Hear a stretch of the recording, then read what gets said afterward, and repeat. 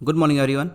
आज है 12 जनवरी। चलिए स्टार्ट करते हैं आज के करंट अफेयर्स। और कल मैंने एक सवाल पूछा था कि 10 जनवरी को क्या मनाया जाता है। तो इस दिन वर्ल्ड हिंदी डे मनाया जाता है। और क्यों मनाया जाता है ये? क्योंकि 1975 में पहली बार वर्ल्ड हिंदी कॉन्फ्रेंस हुई थी नागपुर के अंदर, नागपुर। और अगर आपसे पूछे कि हिंदी दिवस कब मनाया जाता है भारत में, तो ये मनाया जाता है 14 सितंबर को। क्यों मनाया जाता है 14 सितंबर को? क्योंकि 14 सितंबर 1949 में हिंदी को ऑफिशियल लैंग्वेज का दर्जा मिला। 14 सितंबर 1949। चलिए स्टार्ट करते हैं आज के करंट अफेयर्स। हाल ही में खबरों में रही व्यापार नीति की समीक्षा, मतलब कि ट्रेड पॉलिसी रिव्यू, किस संगठन से संबंधित है? तो ये है वर्ल्ड ट्रेड ऑर्गेनाइजेशन, विश्व व्यापार संगठन। और इसका हेडक्वार्टर कहाँ है? ये है जेनेवा, स्विट्जरलैंड के अंदर। तो व्यापार नीति की समीक्षा विश्व व्यापार संगठन मतलब कि WTO के तहत एक तंत्र है जिसमें सदस्यों के व्यापार और संबंधित नीतियों की जांच की जाती है, ताकि इसका जो नियम है, जो रूल्स एंड रेगुलेशंस हैं, उनका अनुपालन सुनिश्चित किया जा सके। और अभी हाल ही में विश्व व्यापार संगठन भारत की 7वीं व्यापारी नीति समीक्षा जेनेवा में संपन्न हुई है। तो ये जो ट्रेड पॉलिसी रिव्यू जो संपन्न हुई है वो हुआ है WTO का हेडक्वार्टर में। कहाँ पे? जेनेवा के अंदर। ये आखिरी बार ट्रेड पॉलिसी रिव्यू कब संपन्न हुआ था? 2015 में। अब जल्दी से हम लोग एक नज़र डाल लेते हैं ऑर्गेनाइजेशन और उसके हेडक्वार्टर्स पे। UNO और यूनिसेफ दोनों का ही हेडक्वार्टर है न्यूयॉर्क, USA के अंदर। यूनेस्को का हेडक्वार्टर है फ्रांस, पेरिस के अंदर। ओपेक मतलब कि organization of petroleum exporting countries, ये है ऑस्ट्रिया के वियना के अंदर। IMF और वर्ल्ड बैंक दोनों का हेडक्वार्टर है वॉशिंगटन DC, USA के अंदर। एमनेस्टी इंटरनेशनल का हेडक्वार्टर है लंदन के अंदर। इंटरनेशनल कोर्ट ऑफ जस्टिस बहुत ही फेमस है ये, the Hague in Netherlands. FAO food and agriculture organization, इसका हेडक्वार्टर है रोम के अंदर। NATO मतलब कि नॉर्थ अटलांटिक ट्रेटी ऑर्गेनाइजेशन, इसका हेडक्वार्टर है ब्रुसेल्स, बेल्जियम के अंदर। और सार्क मतलब कि South Asian association for regional cooperation, इसका है नेपाल के काठमांडू के अंदर। इसके अलावा जो भी बच गए हैं वो लगभग जो हेडक्वार्टर्स हैं वो जेनेवा के अंदर आते हैं। जैसे मान लीजिए WHO का हेडक्वार्टर हो गया जेनेवा के अंदर। फिर UNCTAD मतलब कि United Nations conference on trade and development, ये भी जेनेवा के अंदर है। उसी तरह से International Labour Organization, International Committee on Red Cross, World Trade Organization जिसकी हम लोग बात कर रहे हैं, World Economic Forum, World Wide Fund for Nature, ये सारे जो संगठन है इसका हेडक्वार्टर जेनेवा के अंदर आता है। तो इस बात को ध्यान में रखिएगा। हाल ही में लोकसभा स्पीकर, ये कौन है? ये है श्री ओम बिरला। इन्होंने घोषणा की है कि स्कूल और कॉलेजों में एक अभियान चलाया जाएगा। उस अभियान का क्या नाम है? तो उस अभियान का नाम है नो योर कॉन्स्टिट्यूशन, अपने संविधान को जाने। तो अभी हाल ही में लोकसभा अध्यक्ष ओम बिरला ने उत्तराखंड पंचायती राज विभाग द्वारा आयोजित कार्यक्रम की अध्यक्षता की है। और इसी अवसर के दौरान उन्होंने घोषणा की कि केंद्र सरकार जल्द ही देश भर के स्कूलों में, कॉलेजों में और विश्वविद्यालयों में अपने संविधान को जाने मतलब कि नो योर कॉन्स्टिट्यूशन नामक एक अभियान शुरू करेगी। और इसका उद्देश्य क्या होगा? इसका उद्देश्य संविधान के विभिन्न पहलुओं के बारे में जागरूकता पैदा करना होगा। याद रखिएगा, स्कूलों और कॉलेजों में एक अभियान चलाया जाएगा, उसका नाम होगा नो योर कॉन्स्टिट्यूशन। और याद कीजिए कि जो हमारा संविधान है उसे अडॉप्ट कब किया गया था? 26 नवंबर 1949 को। और ये लागू कब किया गया? ये किया गया 26 जनवरी 1950 को। 26 जनवरी क्यों? क्योंकि 26 जनवरी 1928 को पूर्ण स्वराज की मांग उठी थी। भले इसे डिक्लेयर 1930 में हुआ था, लेकिन मांग उठी थी 26 जनवरी 1928 को। और पहली बार स्वराज की कब मांग उठी थी? स्वराज मतलब कि सेल्फ गवर्नमेंट, ये उठी थी 1906 में Kolkata session of Indian national Congress. जो प्रेसिडेंट थे उसमें थे दादा भाई नौरोजी। UGC के हालिया दिशा निर्देशों के अनुसार इंस्टीट्यूशन ऑफ एमिनेंस कितने विदेशी कैंपस खोल सकता है? तो सबसे पहले समझते हैं कि इंस्टीट्यूशन ऑफ एमिनेंस ये क्या है। इंस्टीट्यूट ऑफ एमिनेंस स्कीम का उद्देश्य भारत में 20 विश्व स्तरीय संस्थानों का विकास करना है जो भारत को सबसे उच्च शिखर तक ले जा सके। चयनित संस्थानों को फीस, पाठ्यक्रम अवधि और शासन संरचनाओं को तय करने के लिए अधिक स्वतंत्रता दी जाती है। और इस 20 उच्च शिक्षा संस्थानों में से प्रत्येक को अगले 5 वर्षों में विदेश में 3 केंद्र खोलने की अनुमति दी गई है। 3 केंद्र खोले जा सकते हैं विदेश के अंदर। UGC की जो है ये स्थापना 1956 में हुई थी और इनके जो प्रेजेंट चेयरमैन हैं उनका नाम है DP सिंह। IREDA मतलब कि Indian renewable energy development agency limited, ये किस मंत्रालय के अधीन एक संगठन है? तो ये नवीन और नवीकरणीय ऊर्जा मंत्रालय के अंदर एक संगठन है, मतलब कि ministry of new and renewable energy के अंदर ये एक ऑर्गेनाइजेशन है। और याद रखिए कि ये एक मिनी रत्न कंपनी है। जो पब्लिक सेक्टर अंडरटेकिंग है गवर्नमेंट के अंदर, उसको महारत्न, नवरत्न और मिनी रत्न के अंदर बांटा गया है। तो IREDA जो है ये एक मिनी रत्न कंपनी है। और हाल ही में IREDA ने नवीकरणीय ऊर्जा परियोजना में सहयोग करने के लिए NHPC मतलब कि नेशनल हाइड्रोइलेक्ट्रिक पावर कॉरपोरेशन के साथ एक समझौता पर हस्ताक्षर किया है। याद रखिएगा IRED जो है ये नवीन और नवीकरणीय ऊर्जा मंत्रालय के अंदर एक संगठन है। पश्चिम बंगाल के ब्रांड एम्बेसडर कौन है जिन्होंने हाल ही में कोलकाता अंतर्राष्ट्रीय फिल्म महोत्सव के उद्घाटन समारोह में भाग लिया? तो ये हैं शाहरुख खान। कोलकाता अंतर्राष्ट्रीय फिल्म महोत्सव के 26वें संस्करण का उद्घाटन पश्चिम बंगाल के मुख्यमंत्री द्वारा किया गया।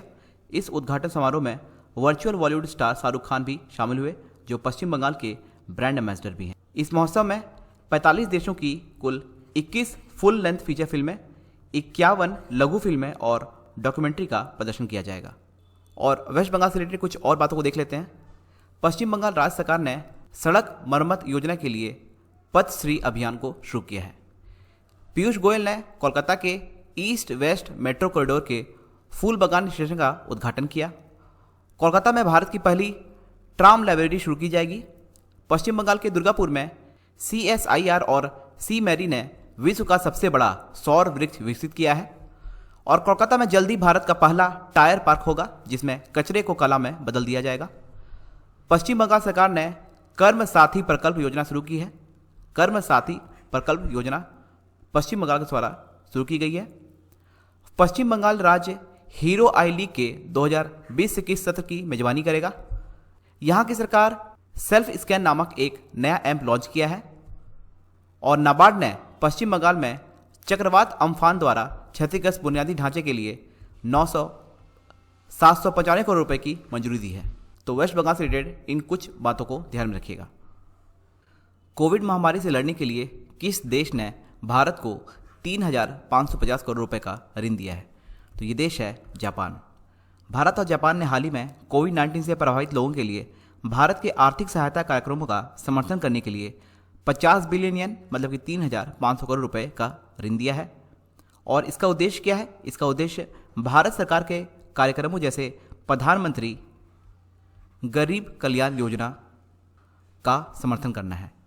और याद रखिए कि जापान ने अभी हाल ही में स्पेस जंक को मतलब कि अंतरिक्ष में जो भी सैटेलाइट का जब यूज़ खत्म हो जाता है उसके कचरे को हटाने के लिए अब वो वुड की कंपोनेंट को यूज़ करेगा, लकड़ी के कंपोनेंट को यूज़ करेगा।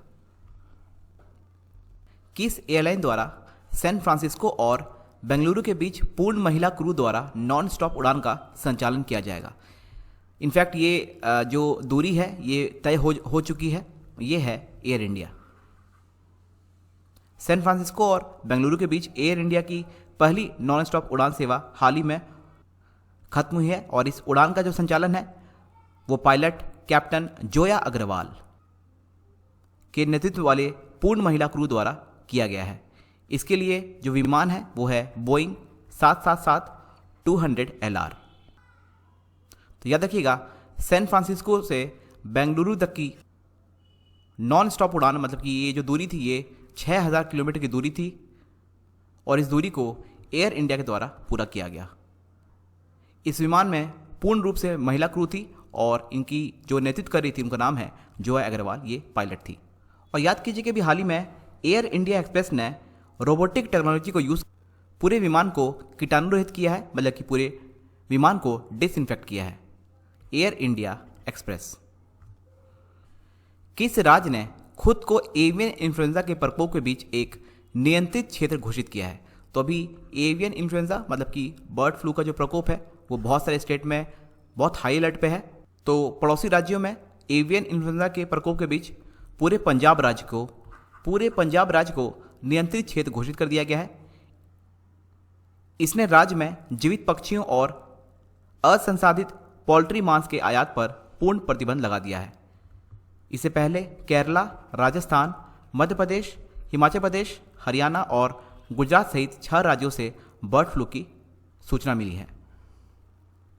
किस देश ने WTO के सदस्यों से खाद्य सुरक्षा के लिए सार्वजनिक स्टॉक होल्डिंग का समाधान खोजने के लिए कहा है? तो ये है भारत। डब्ल्यूटीओ में भारत की 7वीं व्यापार नीति समीक्षा का अंतिम सत्र हाल ही में जिनेवा में संपन्न हुआ है और वाणिज्य मंत्रालय के बयान के अनुसार भारत ने विश्व व्यापार संगठन के सदस्यों में खाद्य सुरक्षा के लिए सार्वजनिक स्टॉक होल्डिंग के मुद्दे का हल खोजने के लिए कहा है। तो याद रखिएगा, इसका सही आंसर है भारत। किस संस्था ने खुलासा किया है कि आधे से अधिक भारतीय सेना के जवान गंभीर तनाव से ग्रस्त हैं? तो यह है United service institution of India. United service institution of India नई दिल्ली में स्थित एक सुरक्षा और रक्षा सेवा थिंक टैंक है। इस थिंक टैंक के हालिया अध्ययन के अनुसार आधे से अधिक भारतीय सेना के जवान गंभीर तनाव के ग्रस्त हैं और यह भी पता चला है कि सेना दुश्मनों की स्थितियों या आतंकवादी गतिविधियों की तुलना में आत्महत्याओं तथा अन्य घटनाओं के कारण अधिक कर्मियों खो रही है। तो याद रखिएगा, United service institution of India के अकॉर्डिंग आधे से अधिक भारतीय सेना के जवान जो हैं ये गंभीर तनाव से ग्रस्त हैं। सुबोध कुमार जायसवाल ने किस सशस्त्र बल के नए महानिदेशक के रूप में कार्यभार संभाला है? तो आईपीएस अधिकारी सुबोध कुमार जायसवाल ने केंद्रीय औद्योगिक सुरक्षा बल CISF के नए महानिदेशक के रूप में कार्यभार संभाला है। 58 वर्षीय सुबोध कुमार जायसवाल 2019 में महाराष्ट्र पुलिस के प्रमुख पुलिस महानिदेशक के रूप में कार्य कर रहे थे। इन्होंने पहले देश के विशेष सुरक्षा समूह मतलब कि SPG, जिसको हम लोग कहते हैं स्पेशल प्रोटेक्शन ग्रुप, इनके साथ इन्होंने पहले भी काम कर रखा है। तो याद रखिएगा, सुबोध कुमार जायसवाल ने CISF के नए महानिदेशक के रूप में कार्यभार संभाला है। किस देश के दूतावास ने उत्तर पूर्वी क्षेत्र में मानद कौंसल को नियुक्त किया है? तो इसका सही आंसर है इजराइल। भारत में इजराइल के दूतावास ने उत्तर पूर्वी क्षेत्र में जयश्री दास वर्मा को मानद कौंसिल नियुक्त किया है। भारत के साथ सहयोग बढ़ाने के उद्देश्य से इजराइल के दूतावास ने यह नियुक्ति की है। तो याद रखिएगा, जयश्री दास वर्मा को मानद काउंसिल नियुक्त किया गया है। AFD 1 श्रेणी के तहत वस्तुओं की बिक्री के लिए एक पोर्टल को लॉन्च किया गया है। यह किस मंत्रालय से संबंधित है? तो यह है रक्षा मंत्रालय से संबंधित है। रक्षा मंत्री राजनाथ सिंह ने कैंटीन स्टोर्स डिपार्टमेंट मतलब कि CSD, इनके माध्यम से AFD 1 श्रेणी के तहत आने वाली वस्तुओं की ऑनलाइन बिक्री के लिए एक पोर्टल को लॉन्च किया है। AFD मतलब अगेंस्ट फर्म डिमांड श्रेणी में washing machine, micro oven, refrigerator, air conditioner, mobile phone जैसी महंगी चीज़ें हैं। इस पोर्टल के माध्यम से सशस्त्र बल के जवान और पूर्व सैनिक घर से सामान खरीद सकते हैं।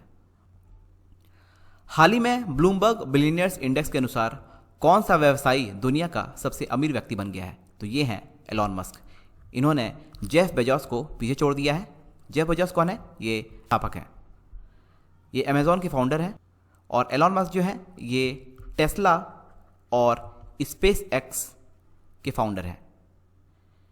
किस भारतीय राज्य केंद्र शासित प्रदेश ने सतर्क नागरिक नामक मोबाइल एप्लीकेशन लॉन्च की है? तो ये मोबाइल एप्लीकेशन लॉन्च की गई है जम्मू कश्मीर के द्वारा। जम्मू कश्मीर के लेफ्टिनेंट जनरल मनोज सिन्हा ने सतर्क नागरिक नामक मोबाइल एप्लीकेशन को लॉन्च किया है। इस एप्लीकेशन का उद्देश्य जो है ये नागरिकों को भ्रष्टाचार से संबंधित अपनी शिकायतों को प्रस्तुत करने में मदद करेगा। और मनोज सिन्हा जो है इन्होंने DVO पोर्टल को भी लॉन्च किया है, मतलब कि विभागीय सतर्कता अधिकारी। भारत ने हाइड्रोकार्बन और इस्पात के क्षेत्र में किस देश के साथ अपने द्विपक्षीय सहयोग की समीक्षा की है? तो ये है मंगोलिया। भारत मंगोलिया संयुक्त सहयोग समिति ने हाल ही में वीडियो कॉन्फ्रेंस के माध्यम से बैठक आयोजित की है। केंद्रीय पेट्रोलियम और प्राकृतिक गैस और इस्पात मंत्री धर्मेंद्र प्रधान ने इस बैठक में भारत का प्रतिनिधित्व किया है। इस बैठक के दौरान उन्होंने मंगोल रिफाइनरी परियोजना के पूरा होने पर भारत की प्रतिबद्धता की पुष्टि की है।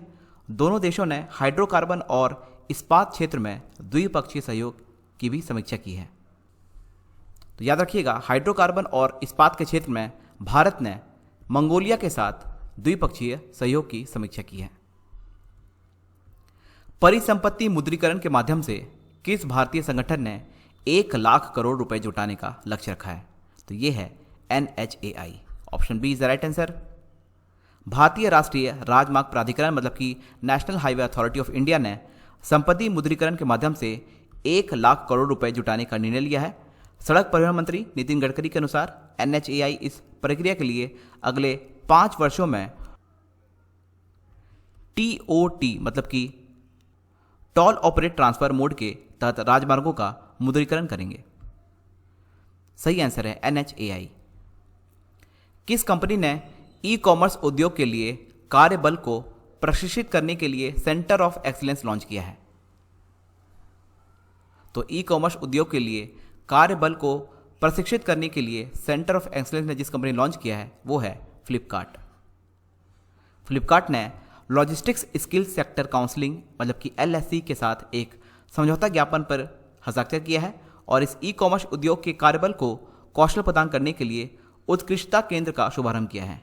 LSC मतलब कि लॉजिस्टिक स्किल सेक्टर की स्थापना कौशल विकास और उद्यमिता मंत्रालय द्वारा national skill development corporation NSDC और कर्नाटक कौशल विकास KSDC के माध्यम से की गई है।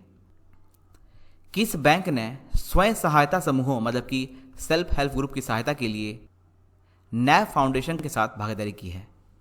सेंट्रल बैंक ऑफ इंडिया ने नैब फाउंडेशन के साथ एक समझौता ज्ञापन पर हस्ताक्षर किया है।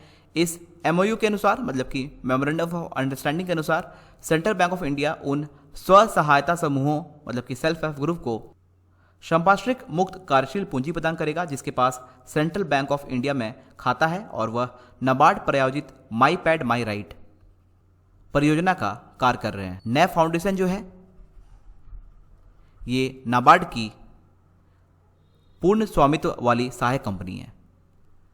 याद रखिएगा, सेंट्रल बैंक ऑफ इंडिया ने स्वयं सहायता समूहों की सहायता के लिए नैब फाउंडेशन के लिए भागीदारी की है। तो ये थे आज के करंट अफेयर्स। मिलते हैं आपसे कल। Thank you watching. Have a nice day.